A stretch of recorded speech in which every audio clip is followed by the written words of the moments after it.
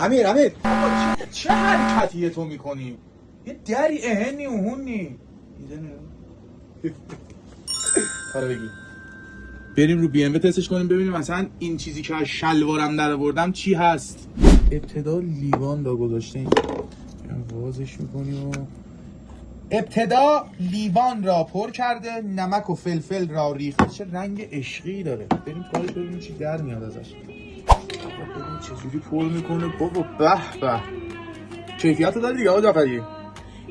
نگاه چقدر خفن پر میکنه. خدایی لذت بردم.